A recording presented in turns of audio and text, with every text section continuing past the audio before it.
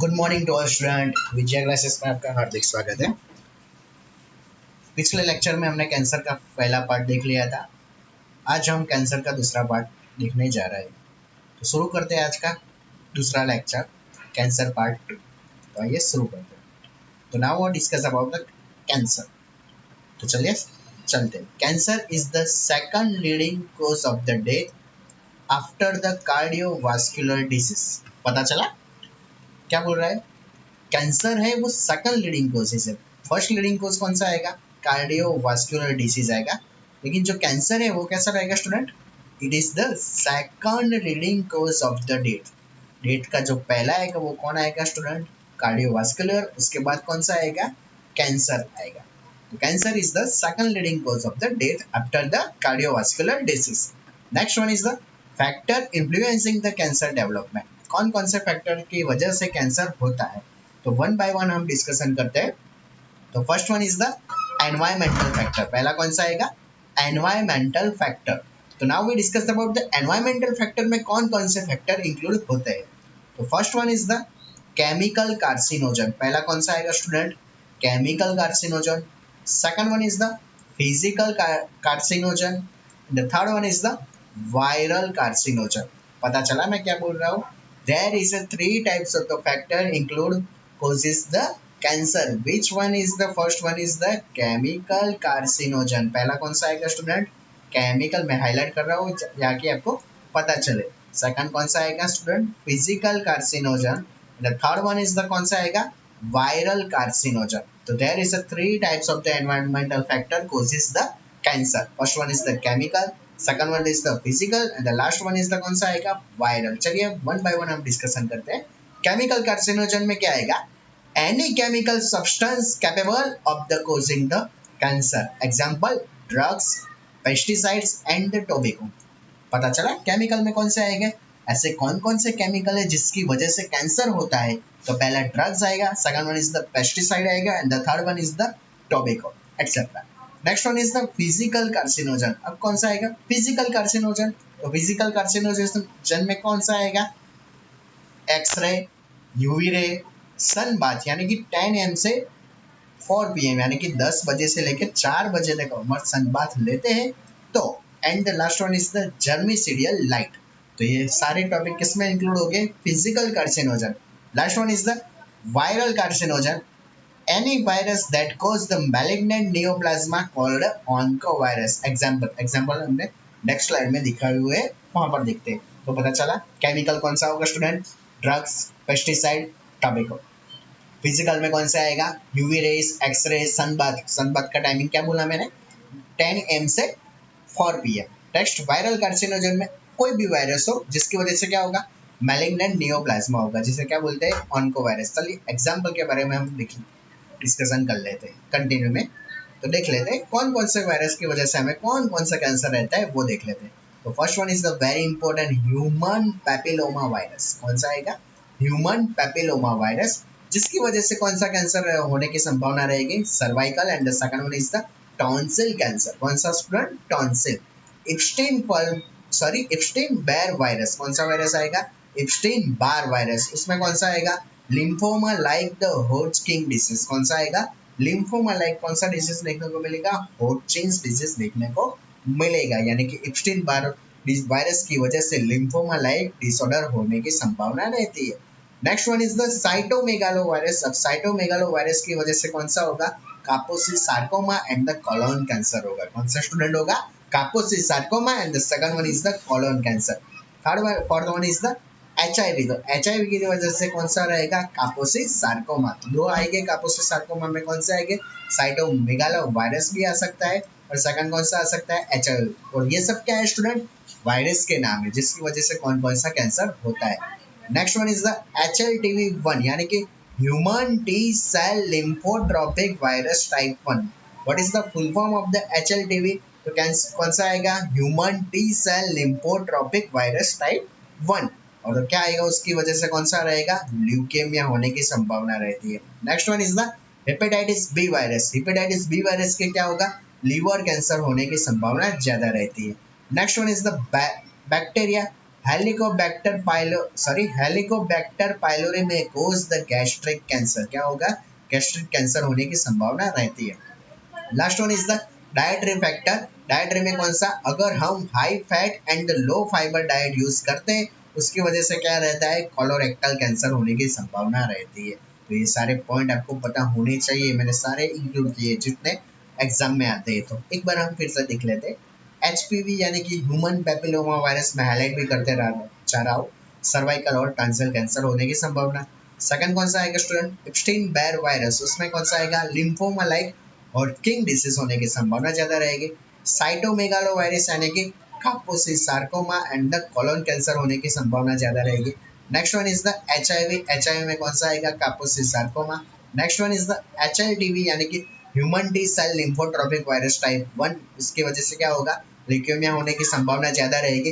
Hepatitis B virus की वजह से कौन सा कैंसर रहेगा, लीवर कैंसर। बैक्टीरिया की वजह से कौन सा रहेगा, याद रखना वेरी इंपॉर्टेंट, हेलिकोबैक्टर पाइलोरिया नाम के जो बैक्टीरिया रहते हैं उसकी वजह से कौन सा कैंसर होता है स्टूडेंट, तो कौन सा आएगा, गैस्ट्रिक अल्सर। डाइटरी फैक्टर, हम कौन कौन से डाइट यूज करेंगे तो उसकी वजह से रहेगा, तो याद रखना student, high fat and the low fibre diet में कॉज द कोलोरेक्टल कैंसर।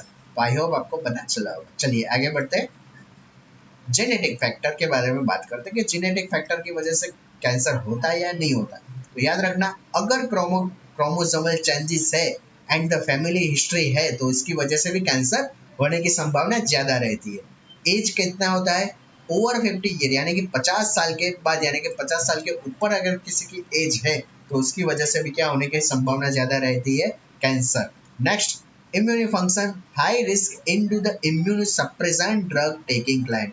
ऐसा क्लाइंट जो क्या रहता है, इम्यूनो सप्रेशन ड्रग लेता है उसकी वजह से भी क्या होने की संभावना ज्यादा रहती है, कैंसर होने की संभावना ज्यादा रहती है।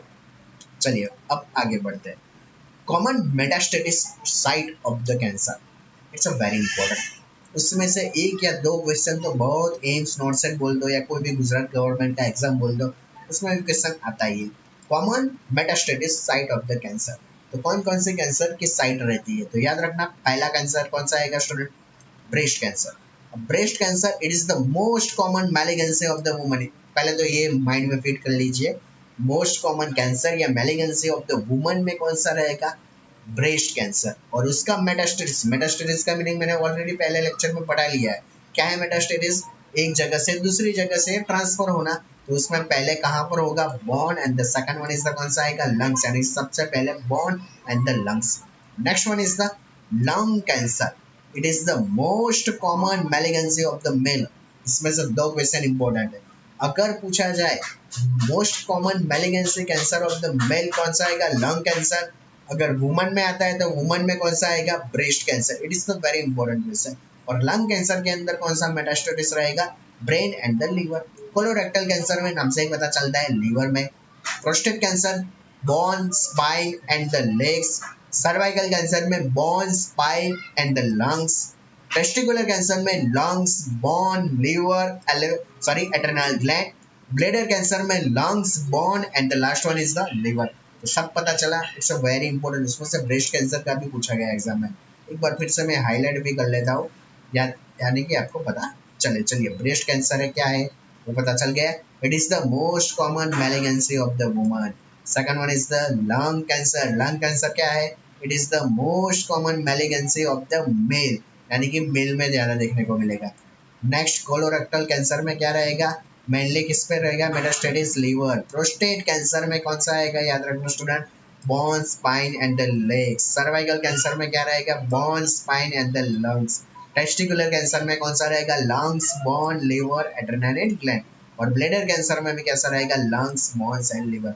उसके सामने देख ले, common site and symptom, common site and the symptom of the cancer metastasis. उसमें ब्रेन में क्या, अगर ब्रेन में है तो हेडेक देखने को मिलेगा, seizure and the last one is the vertigo.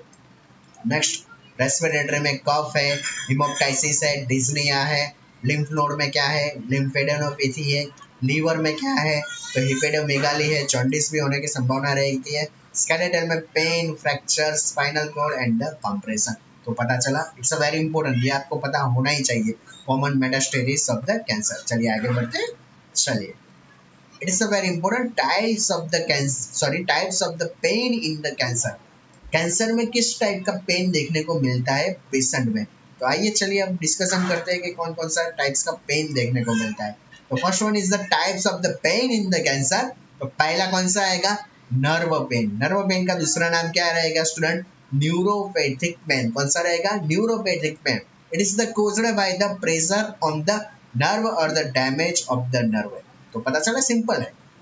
किसकी वजह से नर्व पेन देखने को मिलेगा, प्रेशर आएगा या फिर क्या हो जाएगी, नर्व डैमेज हो जाएगी, या फिर नर्व में प्रेशर आएगा या फिर नर्व हमारी डैमेज हो जाएगी, इसकी वजह से नर्व पेन देखने को मिलेगा। उसकी वजह से पेशेंट फील द बर्निंग और as feeling of the something crawling under their skin. यानी कि पेशेंट को कैसा फील होता है, फील होगा इस कंडीशन में, बर्निंग देखने को मिलेगी। यानी कि वो बोलेगा कि मुझे बर्निंग हो रही है, और फीलिंग कैसा रहेगा, क्राउलिंग, यानी कि कुछ चल रहा है स्किन के अंदर, ऐसा महसूस होता है। तो उसे क्या बोलते हैं, नर्व पेन। तो पता चला दो टाइप्स के पेन मैंने मेनली पढ़ाए हैं। पहला कौन सा पढ़ाया मैंने, नर्व पेन। नर्व पेन का दूसरा नाम क्या रहेगा, न्यूरोपैथिक पेन। किसकी वजह से होता है, नर्व डैमेज हो जाएगी या फिर नर्व पर प्रेशर आ जाएगा। पेशेंट को कैसा फील होने लगेगा, बर्निंग या फिर feeling of the something crawling under the skin. Next one is the bone pain. It's a very important. पहला पेन कौन सा रहा था, nerve pain. Now we discuss about the bone pain. What is the another name of the bone pain student, somatic pain. कौन सा रहेगा student, somatic pain. It is mainly caused by the damage of the bone tissue. किसकी वजह से होगा, damage of the bone tissue. Patient feel the itching, यानी कि दर्द होगा, डल और द थ्रोबिंग। डल यानी कि पूरा कैसा रहेगा, एकदम पूरा रहता है ना जैसा पेशेंट का डल, उसकी तरह देखने को मिलेगा। तो पता चला है there is a two different type मैंने पढ़ा लिए। पहले कौन सा था, एक बार फिर से मैं हाईलाइट कर देता हूँ, टाइप्स ऑफ द पेन। उसमें पहला कौन सा आएगा स्टूडेंट, नर्व पेन आएगा। कौन सा आएगा स्टूडेंट, नर्व पेन। सेकंड कौन सा आएगा स्टूडेंट, बोन पेन, यानी कि सोमेटिक पेन। नर्व पेन का दूसरा नाम क्या आएगा, न्यूरोपैथिक पेन। क्लियर। चलिए फिर आगे बढ़ते हैं अगली स्लाइड की ओर।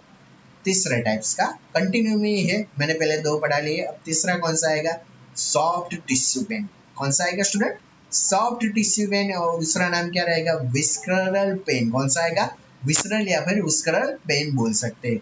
Last one is the phantom pain. कौन सा आएगा स्टूडेंट, फैंटम पेन। चलिए हम दोनों के बारे में विस्तार से पढ़ते हैं। चलिए, it is the soft tissue band caused by the necrosis, distension, inflammation of the tissue and the muscle। यानी कि जो भी हमारे मसल और टिश्यू होते हैं उसके उसमें क्या देखने को मिलेगा, इन्फ्लामेशन होने की वजह से, नेक्रोसिस या फिर डिस्टेंशन होने की वजह से। ये सब क्या है, caused by the necrosis, distension, inflammation of tissue and muscle। इसकी वजह से कौन सा पेन देखने को मिलेगा, soft tissue pain. And the patient feel the sharp aching. Sharp aching का मीनिंग क्या, शार्प उसको पेन होता है, फैंटम पेन। चलिए अब आगे बढ़ते हैं, उसका क्या नाम आएगा, फैंटम पेन। नाम सुना हुआ है, अगर नहीं सुना हुआ तो देख लीजिए आज। Pain in the part of the body that has been the remove. पता चला, पहले तो ये सेंटेंस थोड़ा समझ लीजिए। Pain in the part, pain होता है कहाँ पर होता है, part of the body that has been the remove. ऐसी ऐसा पार्ट्स बॉडी का जो क्या हो चुका है, रिमूव हो चुका है, उस जगह पर हमें क्या होता है, पेन देखने को मिलता है, यानी कि पेन होता है। तो चलिए, one theory says that one part of the brain knows that the part of the body has been removed but one part of the brain not accepted। पता चला, it's a very important.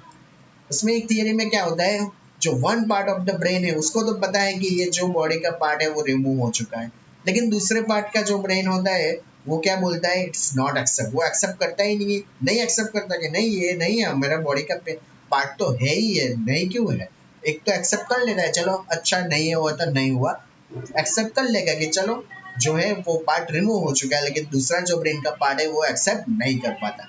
Next, possible causes of the Phantom. अब causes तो पता होने चाहिए ना student, चलो ये हो रहा है तो उसकी वजह क्या है। तो possible cause of the phantom pain are the poor pain control at the time of the surgery. जब भी सर्जरी करवाई होगी तब क्या होगा, पुअर पेन कंट्रोल हुआ हो, इसकी वजह से ही क्या होगा, फैंटम पेन होने की संभावना रहती है। चलिए फिर बच्चों आगे बढ़ते हैं। रिफर पेन, ये तो आपको नाम से ही पता चलता है। रिफर पेन का मीनिंग क्या, जहां पर दर्द होता है वहां पर से आगे बढ़ता चला जाता है। रिफर पेन यानी कि एक जगह से दूसरी जगह पर जाता है। Next, pain that produce in the body part or the location but is the perceived in the another। पता चला, pain produce in the one body part, एक बॉडी पार्ट में प्रोड्यूस होता है, but is perceive into the another part. For example, example से ज्यादा आपको idea आएगा।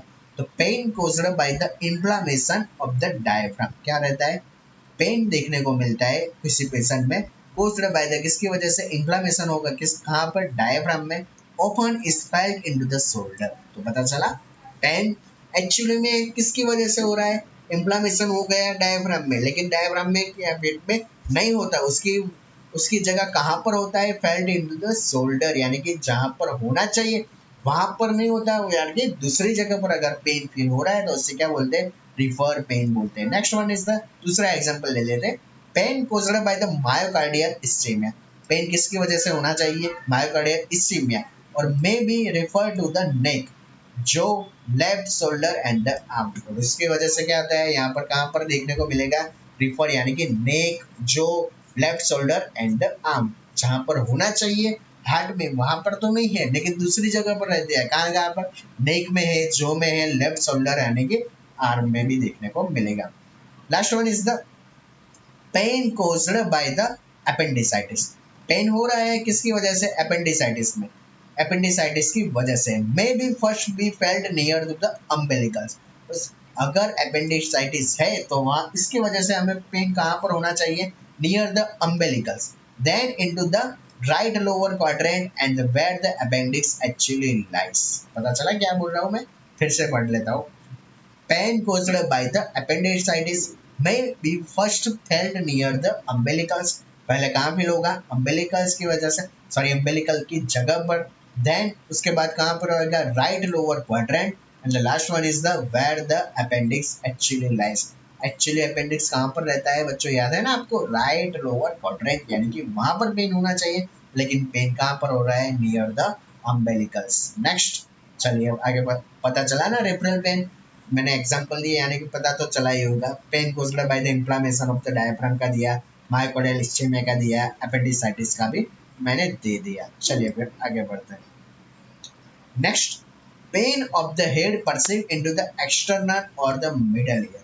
अब क्या बोल रहे हैं, अगर हेड में पेन है तो उसकी वजह से कहाँ पर पेन होने की संभावना ज्यादा रहेगी, एक्सटर्नल और या मिडल ईयर में। Next one is the swallowing liver may be cause the pain into the right shoulder। देखो इसका कुछ कनेक्शन है, लीवर में swallow आ गया तो उसकी वजह से कहाँ पर पेन देखने को मिल रहा है, राइट शोल्डर में। Next, because the liver compress the nerve that end in the shoulder। ये बात अपने माइंड में जरूर रखना, लीवर क्या करेगी, कंप्रेस करती है nerve that end into the shoulder, shoulder के एंड पार्ट की जो नर्व होती है वो कंप्रेस कौन करता है, लीवर करता है, जिसकी वजह से अगर स्वेलिंग होती है लीवर में तो उसकी वजह से पेन कहाँ पर देखने को मिलेगा, शोल्डर में देखने को मिलेगा। ये बात आपको याद रखनी पड़ेगी।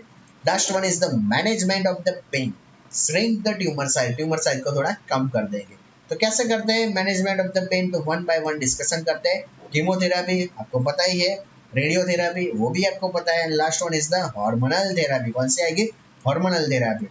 रेडियो फ्रीक्वेंसी एब्लेशन यानी कि use the heat made by the radio waves to kill the cancer cell. Kill तो क्या कर देंगे हम, कैंसर सेल को हम किल कर देंगे। कैसा करेंगे, heat made by the radio wave. Surgery कौन से करेंगे, डीबल्किंग, डीबल्किंग हम आगे पढ़ेंगे। नेक्स्ट, पेन किलर और the analgesic drug, just like कौन सी आएगी, non steroid anti inflammatory drug. Example कौन सा आएगा, diclofenac, PCM, and the last one is the aspirin. तो पता चला, कंटिन्यू में देख लेते हैं फिर से। Pain of the head perceive into the external और the middle ear. Next one is the swelling, liver की वजह से कहाँ पर पेन होता है, शोल्डर। क्यों होता है, क्योंकि लीवर क्या करती है, कंप्रेस करती है nerve that end into the shoulder. Management क्या करेंगे, chemotherapy, radiation therapy and the hormonal therapy, radio frequency ablation. Surgery कौन सी आएगी, डीबल्किंग। पेन किलर कौन सी आएगी, NSAID, diclofenac, PCM and the aspirin. चलो आगे बढ़ते हैं। Management of the pain continue में है। मैनेजमेंट क्या करेंगे पेन का, नर्व ब्लॉक क्या कर देंगे हम, नर्व ब्लॉक कर देंगे स्टूडेंट। क्या करेंगे, नर्व ब्लॉक। तो चलिए नर्व ब्लॉक, किलिंग और the deading of the nerve that causing the pain. जिसकी वजह से, जिस नर्व की वजह से क्या होता है, पेन होता है, उसको हम क्या कर देंगे, किल कर देंगे। Next one is the TENS. TENS का नाम आपने सुना ही होगा, तो पहले तो उसका फुल फॉर्म समझ लेते हैं। Trans electric nerve stimulation by the stimulating the nerve which block the pain muscle. इसमें क्या करेंगे, ऐसी नर्व जो मैसेज पास आउट करती है, उस नर्व को भी हम क्या कर देंगे, ब्लॉक कर देंगे। तो उसका मीनिंग क्या रहेगा, trans electric nerve stimulation. Next one is the acupuncture, anaesthetic, hot and the cold application. ये सारी चीजें हम यूज करेंगे। रिलैक्सेशन थेरापी, टीवी भी देखने को बोलेंगे, reading book. Next one is the diversional therapy. कौन सी थेरापी देंगे हम, डाइवर्सनल थेरापी, यानी कि डाइवर्ट करेंगे अटेंशन फ्रॉम द पेन, यानी कि पेन को हम क्या करेंगे, पेन को हम डाइवर्ट कर देंगे, यानी कि डाइवर्ट अटेंशन थियरी का यूज करेंगे। नेक्स्ट, गाइडेड इमेजरी, यानी कि think the beautiful moment instead of the unpleasant. Patient को हम बोलेंगे जो भी आपके लाइफ के ब्यूटीफुल मोमेंट है उसको याद कीजिए और मुस्कुराइए, इंस्टेड ऑफ द अनप्लेजेंट। जो बुरी यादें हैं उसे कभी भी सोचने के बारे में मत भूलिएगा। तो पता चला नर्व ब्लॉक क्या है, किलिंग और the deading of the nerve that causing the pain. ऐसे नर्व जिसकी वजह से पेन हो रहा है उसको हम क्या कर देंगे, किल कर देंगे। टेंस, उसमें क्या करेंगे, जो भी नर्व को मैसेज देती है उसको क्या कर देंगे, ब्लॉक कर देंगे। Acupuncture, anaesthetic, hot and cold application का यूज करेंगे। रिलैक्सेशन थेरापी यूज करेंगे, diversional therapy and the guided imagery use करेंगे। तो पता चला। तो आई होप आप आज के लेक्चर में आप सबको पता चला होगा। मैंने इंट्रोडक्शन कैंसर का पढ़ा लिया है। अभी भी आपको कुछ डाउट है तो प्लीज़ मुझे कमेंट जरूर कर दीजिए, और मेरे चैनल को अब तक आपने सब्सक्राइब नहीं किया तो प्लीज़ सब्सक्राइब जरूर कर दीजिए, और मेरे वीडियो अच्छे लग रहे हो तो लाइक, कमेंट और शेयर भी जरूर कर दीजिए। अब मैं आगे के टॉपिक में हम पूरा कैंसर के बारे में डिटेल में बात करेंगे। तब तक के लिए थैंक यू ऑल स्टूडेंट।